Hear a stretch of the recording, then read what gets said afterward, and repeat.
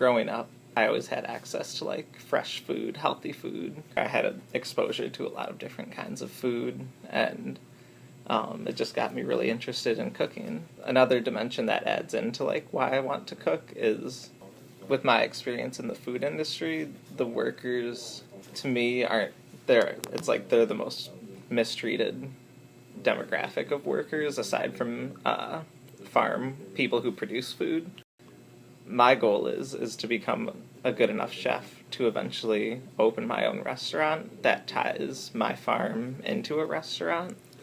And so it'll kind of come full circle and hopefully be able to hire workers who work the farm at a good wage, good salary, and people who work in the restaurant at a good salary.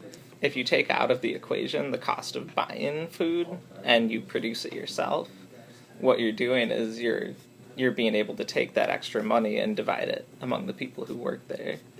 And so what it would do is give you the opportunity to pay higher wages.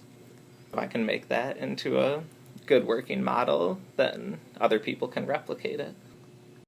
With my experience at Brody, that's been really nice, is that all of the supervisors and managers have been really they've really noticed my hard work, and I really have appreciated that, because a lot of my experience before is that in other food industry jobs is that when you work hard and then get noticed, like, your employer tends to like exploit that instead of trying to like help you to get promoted. But they've been really great about that and helping me to like try to get a better job, and they've noticed and commented on it, and it makes you feel good.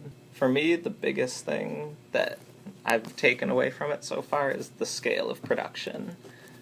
For me, most of my experience is just cooking in my own house, so, for 2 to 10 people at the most. So cooking on a scale where you're feeding hundreds of kids, I've definitely learned a lot in that respect.